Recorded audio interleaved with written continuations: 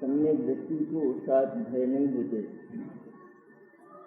इसमें पहले 155वें कलश में इस लोक का भय और परलोक का भय,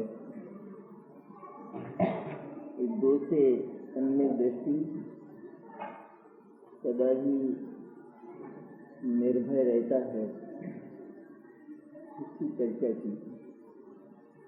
156वां कलश है, उसमें वेदना भाव का कार्य करके सम्यक दृष्टि को वेदना का भाव भय नहीं होता। 156वां कलश है।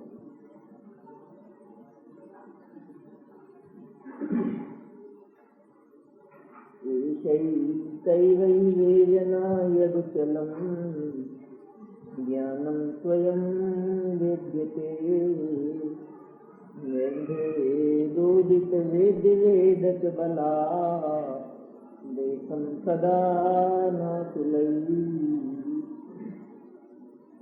नैवन्यागत वेग नैवै भवे तद्धि कुतो ज्ञानिनो निशंक सततं स्वयं च सहजं ज्ञानं सदा विन्दति। अभेद्य स्वरूप वर्तते हुए वेद्य वेदक के बल से एक अचल ज्ञान ही स्वयं निराकुल पुरुषों के द्वारा सदा वेदन में आता है। यह एक ही वेदना ज्ञानियों की है, ज्ञानी के दूसरी कोई आगत वेदना होती ही नहीं, इसलिए उसे वेदना का भय कहाँ से हो सकता है। वह तो स्वयं निरंतर निशंक वर्तता हुआ सहज ज्ञान का सदा अनुभव करता है। इस जड़मूल से जैसे उखाड़ दिया जाता है किसी बात को, ऐसी चर्चा है कि सम्यक दृष्टि को वेदना का भय कहाँ से हो। वेदना उससे बहुत दूर रहती है। कही जाने वाली वेदना, जिसको जगत में वेदना कहते हैं, तकलीफ कहते हैं, दर्द कहते हैं, वह वेदना सम्यक दृष्टि को छूती ही नहीं है, तो उसे वेदना का भय कहाँ से हो सकता है। और उसे वेदना तो है, लेकिन वह वेदना आनंद रूप है, सुख रूप है। वेदना शब्द है वो जगत में दुख के अर्थ में स्वीकृत हो गया।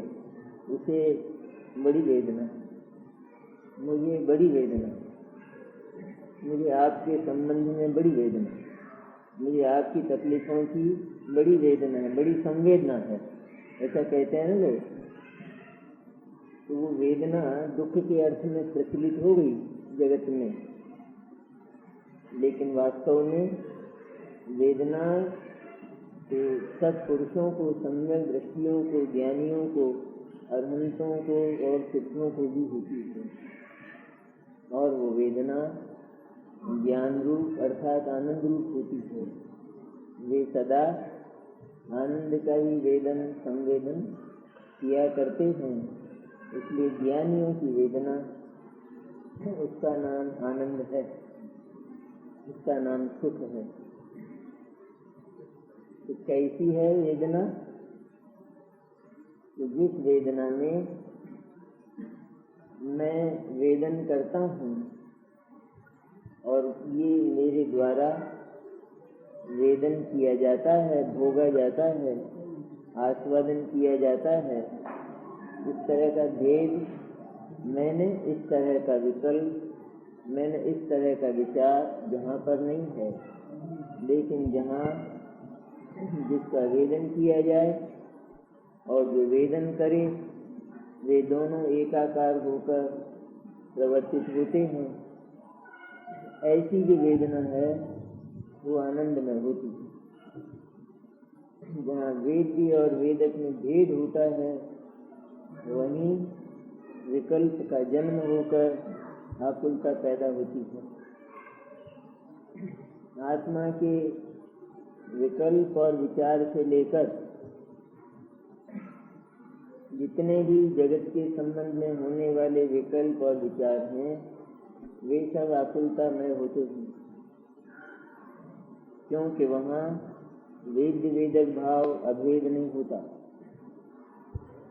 भले अभेद माना जाए लेकिन अभेद होता नहीं, क्योंकि जिनमें अभेदता है ही नहीं उनको अगर कल्पना में अभेद मान लिया जाए तो अभेद मान लेने पर भी उस वेदन में अभेदता नहीं हो जाती, इसलिए आकुलता बनी रहती है। कैसे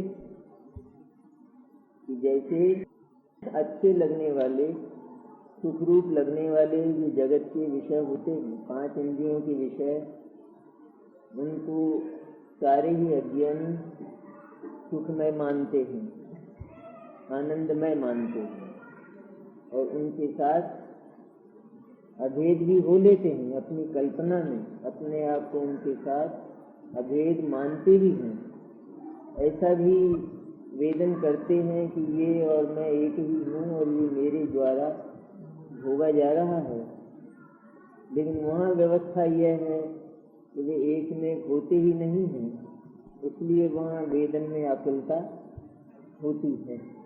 तो वो जो वेद्य है जिसका वेदन किया जा रहा है वो पराया है, अन्य है, और उसका वेदन कभी किया ही नहीं जा सकता, भोगा ही नहीं जा सकता, इसलिए उसका भोग वो कल्पना तक सीमित रहता है, वास्तविक भोग नहीं होता।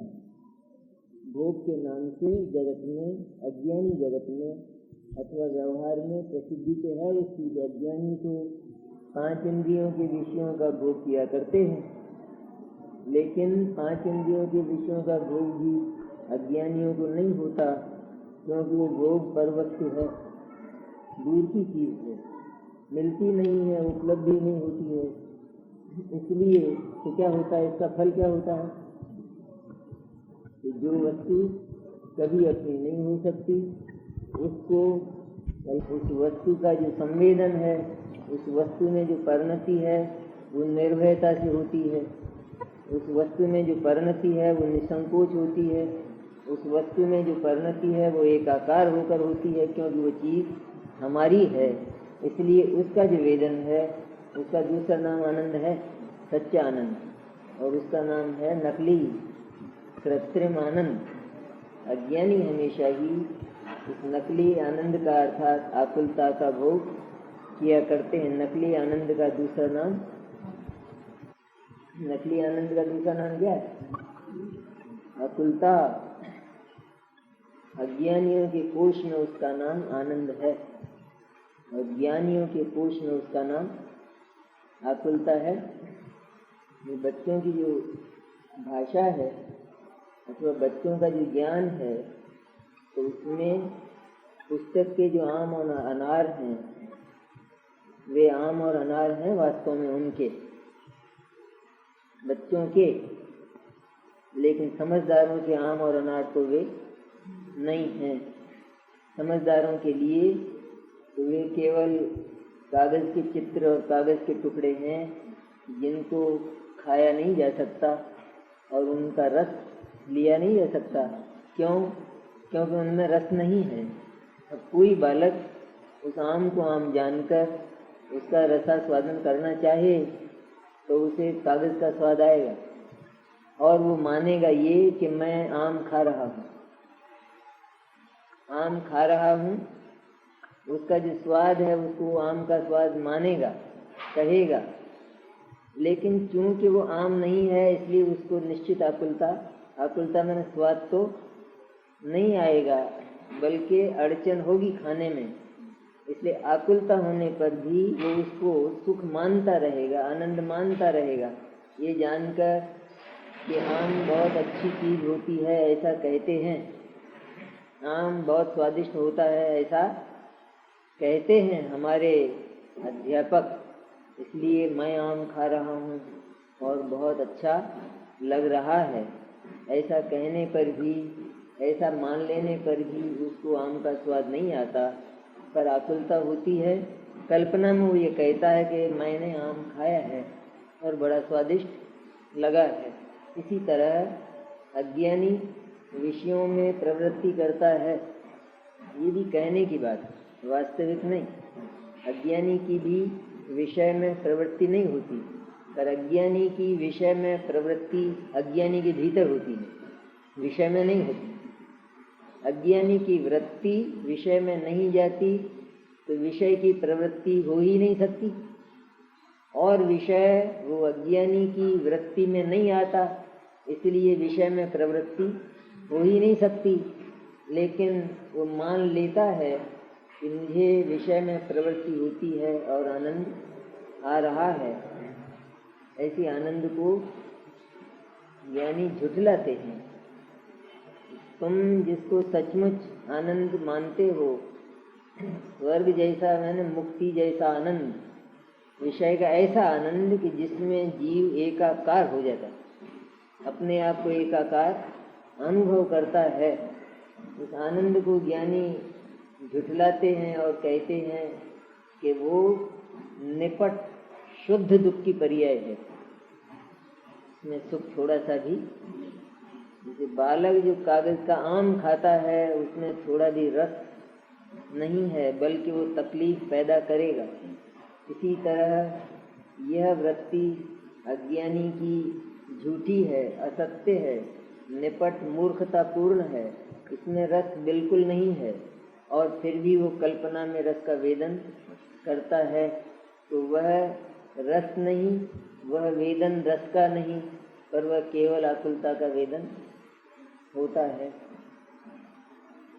और ज्ञानी तो, क्योंकि ज्ञानियों के पास वेदन के लिए, भोग के लिए, उपभोग के लिए अपनी स्थायी चीज है, इसलिए वे उसके साथ एकाकार होकर प्रवृत्ति करते हैं। ये मैं हूँ, ऐसा जो शुद्ध चैतन्य है, जो ज्ञान और आनंद स्वरूप अनंत शक्ति पुंज है, वो चैतन्य मैं हूँ। इस तरह ज्ञानी उस चैतन्य को अभेद अनुभव करते हैं। वेद्य वेदक भाव बना रहने पर भी अनुभव में नहीं आता। क्या? वेद्य वेदक भाव का भेद बना तो रहता है, लेकिन अनुभूति में वेद्य वेदक का अनुभव नहीं होता। वेद्य वेदक कोई एक नहीं हो जाते, पर्याय कोई द्रव्य नहीं बन जाती, द्रव्य पर्याय नहीं बन जाता। जो द्रव्य है वो वेद्य है, और जो पर्याय है वो वेदक है। ज्ञान की, शुद्ध ज्ञान की पर्याय, भोक्तृत्व की पर्याय वो वेदक है। तो वेदन ज्ञान के अर्थ में आता है, विद धातु जानने के अर्थ में आती है। ज्ञान तो वेद्य है, द्रव्य वेद्य है ना? नहीं, द्रव्य तो वेदक है, जिसको भोग आ जाए वो वेदक, भोगने वाला वो वेद नहीं, जिसको भोगा जाए वो है। वेद्य। आत्मा तो वेदक है, उससे लिखा है, और ज्ञान वेद्य है। भोगने वाला तो वेद्य, और जिसको भोगा जाए वो वेदक नहीं लिए, जिसको भोगा जाए वो वेद्य। आत्मा वेदक है और ज्ञान वेद्य है। तो वेद्य में जिसको भोगा जाए वो, जो भोगता है वो वेदक है। प्रमाण की ओर से है ना बात, प्रमाण की ओर से बात है। ज्ञानी किसका भोग करते हैं? ज्ञानी तो ज्ञान का स्वाद लेते हैं, इसलिए आत्मा और ज्ञान इनको वेद्य वेदक के स्थान में रखा है। सच्चाई क्या है, वास्तविकता क्या है? ये शुद्ध ज्ञान की पर्याय है, वास्तव में वो वेदक है। जो अभेद आत्म तत्व है, द्रव्य, वो वेद्य है। ये मैं हूँ, ऐसा मानकर, ऐसा जानकर, ऐसा अनुभव करके ज्ञानी निरंतर उसी का आनंद लेते हैं। तो समझाने के लिए तो ज्ञानियों को हमेशा ज्ञान का ही आनंद आता है, ज्ञान का ही रस ज्ञानी पीते हैं, पर कोई अकेले ज्ञान का अलग से तो रस पीते नहीं हैं। एक बात तो यह हुई, ये तो हुई अनुभव की प्रक्रिया। अब दूसरा, इसको विश्लेषण करके देखें तो जो ज्ञान है वही ज्ञान के अनुभव में आता है, पर्याय ही पर्याय के वेदन में आती है। जो द्रव्य है वो कोई पर्याय के वेदन में आता नहीं है, क्योंकि द्रव्य पर्याय में नहीं आता है। लेकिन पर्याय का जो लक्ष्य होता है वो द्रव्य की तरफ होता है।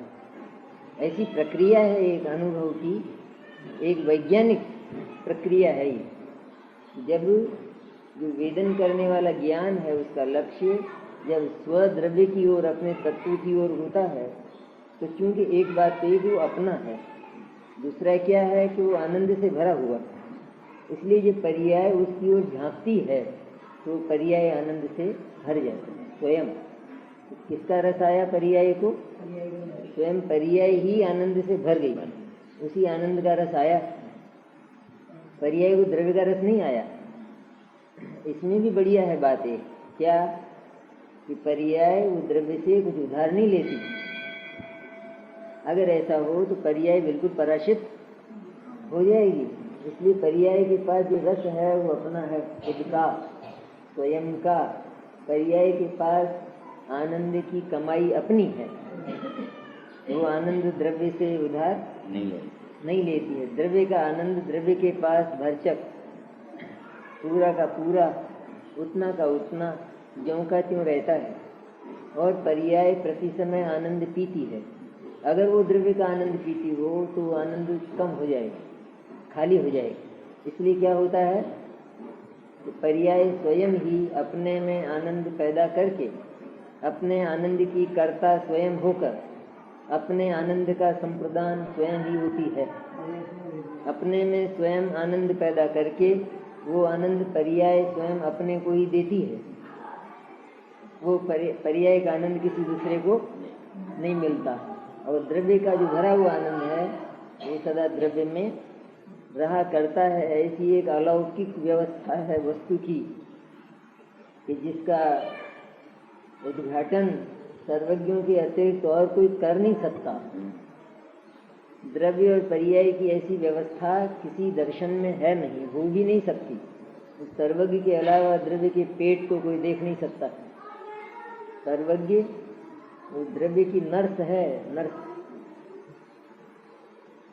कौन जानता है द्रव्य के गर्भ को? कौन जानता है? सर्वज्ञ जानते हैं। एक एक कली कली, एक एक नस नस वो द्रव्य की सर्वज्ञ देव जानते हैं। और ऐसी विलक्षण प्रक्रिया है कि पदार्थ में द्रव्य गुण पर्याय का भेद होने पर भी अगर पदार्थ सर्वथा भेद रूप हो तो फिर उसमें कभी भी एक रूप अभेद अनुभूति नहीं हो सकती। तब तो फिर द्रव्य गुण पर्याय वो हमेशा ही दो पदार्थों की तरह रहेंगे, न्यारे न्यारे, अलग अलग नहीं। द्रव्य गुण और पर्याय एक वस्तु में जो तीन भेद हैं वो यदि वास्तव में भेद रूप ही हों और उनमें कहीं भी अभेदता की संधि, अभेदता का स्खल नहीं हो, तो फिर ये दो द्रव्यों की तरह न्यारे न्यारे रहेंगे और अनुभव हो ही नहीं सकेगा। जैसे एक पदार्थ को दूसरे पदार्थ का अनुभव नहीं होता, उसी तरह द्रव्य गुण पर्याय यदि न्यारे न्यारे हों तो फिर पर्याय असहाय हो जाएगी, कोई अवलंबन पर्याय को नहीं रहेगा और उसे अनुभूति नहीं होगी। इसलिए इनमें द्रव्य गुण पर्याय में स्वरूप भेद होने पर भी इनमें अभेदता की एक जगह है, एक स्थान ऐसा है कि जहाँ ये तीनों एक में एक हैं और भीतर ही भीतर ये न्यारे न्यारे हैं, बाहर नहीं। भीतर ही भीतर न्यारे न्यारे हैं और भीतर ही भीतर ये बिल्कुल एक हैं। ऐसा एकत्व और अनेकत्व, भेद और अभेद, ये वस्तु व्यवस्था है। क्या होता है इनमें भेद होने पर भी अनुभूति में भेद भाषित नहीं होता, क्योंकि यदि भेद भाषित हो और अभेद स्थिति होने पर भी अभेद अनुभूति न हो तो हमेशा ही आत्मा पराया अनुभव में आएगा, अन्य द्रव्य की तरह। लेकिन चूंकि इन तीनों में अभेदता भी है, और वो अभेदता कैसी हो सकती है? तो अभेदता तब हो सकती है कि जहाँ पर भेद का दर्शन न हो और भेद रहे, भेद समाप्त न हो, लेकिन भेद का दर्शन, भेद की अनुभूति न हो। ठीक है, अगर भेद ही न रहे तो विद्रव्य गुण पर्याय नहीं रहेंगे, वस्तु समाप्त हो जाएगी, वस्तु का स्वरूप समाप्त हो जाएगा। तीनों बिल्कुल एक हो जाएं तो भी वस्तु का स्वरूप नहीं रहेगा।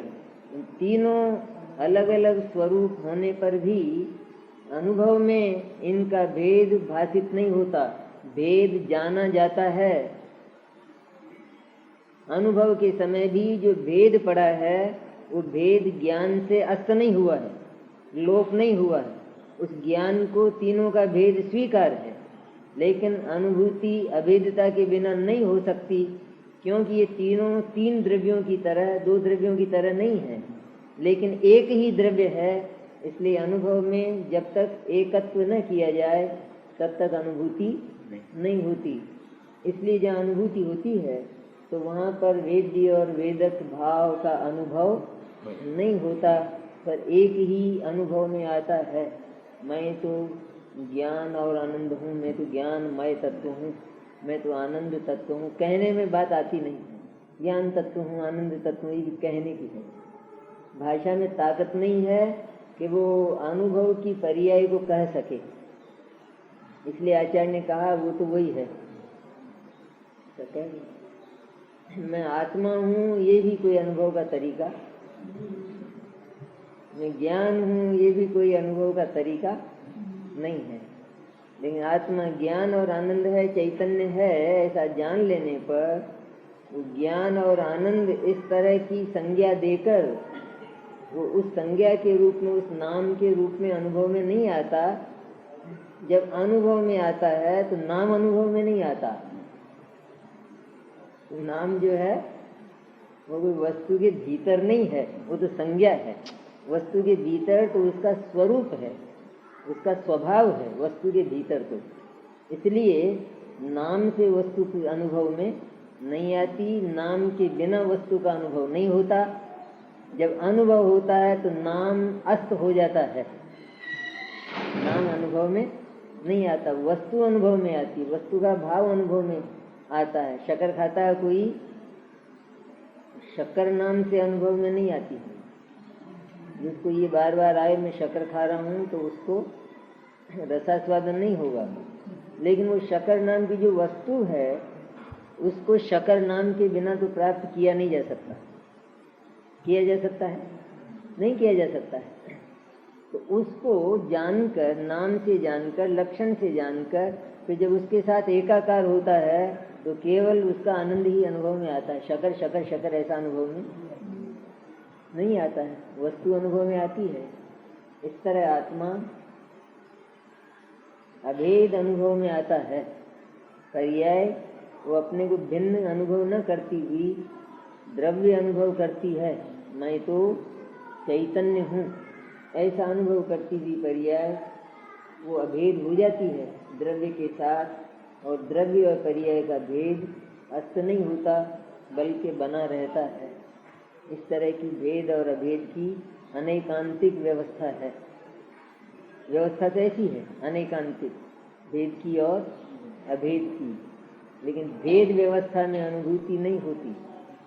भेद ही न हो तो अनुभूति नहीं होती, भेद ही बना रहे तो अनुभूति नहीं होती।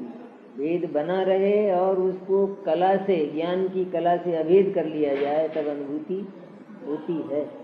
ऐसा वेद वेदक भाव ज्ञानियों को होता है, क्योंकि उनका जो वेद्य है वो अपना ही आत्मा है, स्वयं का ही, और कोई दूसरा नहीं है।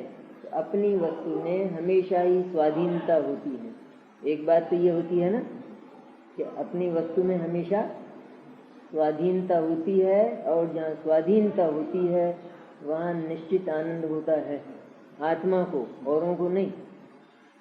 स्वाधीनता तो औरों में भी है, पर वहाँ आनंद नहीं है। स्वाधीनता तो पुद्गल धर्म अधर्म आकाश काल सभी में है, लेकिन आनंद नहीं है, क्योंकि आत्मा आनंद स्वरूप पदार्थ है और स्वाधीनता उसका धर्म है, उसका गुण है। इसलिए स्वाधीनता आनंदमय होती है आत्मा को। तो जब आत्मा ये जानता है कि ये चीज़ वास्तव में मेरी है, तब वो स्वाधीनता से उसमें आचरण करता है। और चूंकि आत्मा में कष्ट नहीं है, दुख नहीं है, सुख ही सुख है, इसलिए उस वेदन में सुख ही सुख, आनंद ही आनंद होता है। व्यंतर भरता है ना, जैसे व्यंतर किसी के शरीर में, भूत किसी के शरीर में भरता है ना, तो क्या भर जाता है? व्यंतर और आदमी, इनकी एक गति है, दो गति है? क्यों? व्यंतर और आदमी की गति एक है, दो? कौन कौन सी? व्यंतर की कौन सी है? कौन सी गति है? देव गति। और आदमी की मनुष्य गति। ये दोनों एक तो नहीं हो सकते ना। आदमी आदमी नहीं हो सकते, व्यंतर व्यंतर ही नहीं हो सकते, दोनों की न्यारी न्यारी हैं। अब वो जो व्यंतर है वो आदमी के शरीर में भर जाता है, ठीक है? क्योंकि आदमी व्यंतर एक हो जाता है? नहीं होता है। तो नहीं होते हुए भी वो आदमी क्या अनुभव करता है? आदमी किसकी भाषा में बोलता है? व्यंतर की भाषा। आदमी अपनी भाषा में तो नहीं बोलता है। क्या हो जाता है? झगड़ा क्या बढ़ जाता है कि वो उसके साथ संयोग रूप होने पर भी उसकी चेष्टा इस तरह की हो जाती है। आदमी के शरीर की रहते न्यारे न्यारे हैं, ठीक है? भाषा कैसी हो जाती है? एक हो जाती है। ऐसा का ऐसा आत्मा का और ज्ञान का है। ज्ञान और आत्मा, वेदक और वेद्य, ये दोनों एक में एक बिल्कुल नहीं हो जाते, एक ही हो जाएं ऐसे नहीं हो जाते। तो भी क्या होता है कि जो वेदक है वो वेद्य के स्वर में बोलने लगता है। जैसे आदमी भूत के स्वर में, वो तो उदाहरण है खाली, वो भूत के स्वर में बोलता है। इसी तरह जो शुद्ध ज्ञान अभेद आनंद में आत्मा के साथ एक में एक अनुभव करता है, तो वह उस अभेद द्रव्य के स्वर में बोलने लगता है। क्या बोलता है? मैं तो चैतन्य हूँ, मैं तो ध्रुव हूँ। उसकी अपनी भाषा नहीं रहती है वहाँ पर्याय की, लेकिन पर्याय की भाषा वो द्रव्य की भाषा बन जाती है। पर्याय वो द्रव्य के स्वर में बोलने लगती है। यद्यपि द्रव्य और पर्याय का भेद अस्त नहीं होता, जैसे भूत और आदमी का भेद अस्त नहीं होता, लेकिन आदमी भूत के स्वर में बोलता है। इस तरह पर्याय में द्रव्य का भूत भर जाता है और वो पर्याय द्रव्य के स्वर में बोलती है, यद्यपि द्रव्य और पर्याय एक नहीं हो जाते।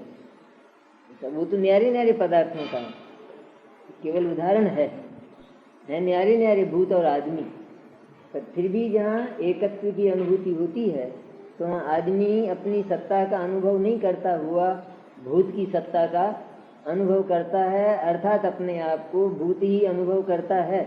मैं भूत हूँ ऐसा बोलता है, मैं आदमी हूँ ऐसा नहीं बोलता, ठीक है? और क्या कहता है? इसने मेरे को छेड़ा था, नहीं कहता। कौन कहता है? भूत। और मुंह किसका चलता है? आदमी। बोलो कैसी विचित्र है बात। आदमी ये कहता है इसने मेरे को छेड़ा था। छेड़ने वाला कौन है? आदमी। भूत छेड़ने वाला कौन है? आदमी। वो क्या कहता है? इसने मेरे को छेड़ा। तो जो ये था वो तो पराया हो गया। और आदमी भूत की भाषा में बोलता है, अपने आप को भूत ही अनुभव करता है, लेकिन आदमी आदमी रहता है और भूत भूत रहता है। वो भेद अस्त नहीं होता। इसी तरह पर्याय उस व्यंतर की तरह द्रव्य में आत्मीयता करके, द्रव्य में आत्मबुद्धि करके, अहम करके द्रव्य की अभेद भाषा में बोलती है, मैं तो ध्रुव हूँ, मैं तो चेतन है। क्या ये पर्याय? पर्याय ध्रुव है तो क्या है? हैं? एक समय की क्षण भंगुर है, बोलती क्या है? ध्रुव हूँ। तो वे ध्रुव हो जाती होगी, तो ध्रुव नहीं होती तो क्या होता है कि झूठ मूठ का धंधा कैसा है? इधर ये बोलती है मैं ध्रुव हूँ, ये ध्रुव होती नहीं है तो क्या क्षणिक होती है? क्षणिक ही होती है।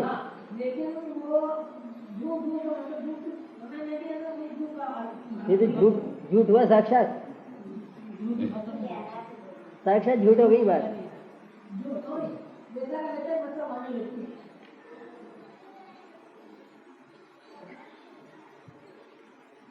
तो वो द्रव्य पर्याय का स्वरूप ही ऐसा है ना कि जो पर्याय है उसका काम तो सत्ता को स्वीकार करना है। यद्यपि पर्याय जो स्वीकार करती है उसकी भी सत्ता तो है, ये बात तो पक्की है, लेकिन उसकी जो वास्तविक सत्ता है वो द्रव्य है। ये तो क्षणभंगुर है, आती है और जाती है, तो इसकी जो सत्ता है वो द्रव्य है। इसलिए द्रव्य को सत्ता के रूप में स्वीकार करती है, उसके साथ अभेद होती है। भेद का को गौण करके, लोप करके, गौण करके, लोप करने की ताकत तो किसी में, लोप कैसे हो सकता है वस्तु व्यवस्था का? इसलिए उसको गौण करके ये वस्तु के स्वर में बोलती है पर्याय, उसका नाम है अभेदता। भेद विद्यमान रहने पर भी अनुभूति में भेद नहीं रहता है। भेद अगर रहे तो अनुभूति नहीं होती है, क्योंकि वस्तु की एक अभेद व्यवस्था है। उसमें अगर सर्वथा सदा सर्वत्र भेद का ही अनुभव हो तो फिर अभेदता कब आएगी? जो अभेदता इसके भीतर पड़ी है उसकी अनुभूति अगर नहीं होती तो इसका अर्थ यह है कि ये पदार्थ सर्वथा भेद रूपी होगा, अर्थात ये अन्य पदार्थ की तरह होगा। लेकिन ऐसा तो जैसे अपन नहीं अनुभव करते।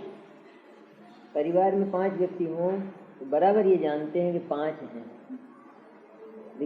लेकिन दुनिया के 5 आदमियों की तरह अपने को अनुभव करते रहें तो फिर ये एक परिवार कहलाएगा? परिवार किसको कहते हैं? कि जिसमें अनेक होने पर भी एक स्थान ऐसा हो कि जहाँ एकत्व हो। परायों से तो एकत्व कभी नहीं हो सकता है, लेकिन परिवार का अर्थ ही है ना कि उसमें एकत्व हो किसी स्थल पर, लेकिन बिल्कुल एकत्व नहीं हो जाए, मैंने एक ही आदमी नहीं रह जाए 5 का, 5 रहें लेकिन उनमें एक जगह एकत्व हो, तब सभी अनुभव करते हैं कि हम तो एक ही हैं, हम तो एक ही हैं। तो क्या वे भूल जाते हैं कि हम 5 हैं? 5 हैं ये बात तो पर पदार्थों में भी है ना, तो अन्य पदार्थ भी हैं इस तरह 5 की श्रेणी में। तो लेकिन यहाँ क्या है कि यहाँ अन्य पदार्थों की तरह 5 का बोल होने पर भी ये सर्वथा 5 नहीं हैं, लेकिन ये एक स्थल पर एक भी हैं, और अन्य जो 5 हैं वे कभी भी एक नहीं हो सकते। इसलिए सभी अनुभव करते हैं कि हम तो एक ही हैं। वजन किस पर रहता है? वजन किस पर रहता है? 1 पर या 5 पर? 1 पर। और कभी अगर 5 पर बल भी जाता है तो वो भी अपनी शक्ति को तोलने के लिए जाता है, एक थोड़े ही है, 5 हैं। तो वो भी किधर वजन जाता है? उस एकत्व पर। अन्य से तो अनुभव नहीं कर सकते हम कि हम इतने हैं, क्यों? उनका तो कोई ठिकाना नहीं होता है। लेकिन वहाँ भी जो अनेकत्व का अनुभव है वो एकत्व के लिए, संगठन के लिए, शक्ति की अनुभूति के लिए होता है। इस तरह अनुभूति में अनेकता को एक करके अनुभव किया जाता है। ये अनुभव की कला है, इसका नाम कला है। वस्तु स्थिति यह है कि द्रव्य गुण पर्याय इन 3 के स्वरूप 3 हैं, कभी भी एक नहीं हो जाते, लेकिन ये एक ही वस्तु के हैं, इसलिए ये एक भी हैं और अनुभव में एक ही आते हैं।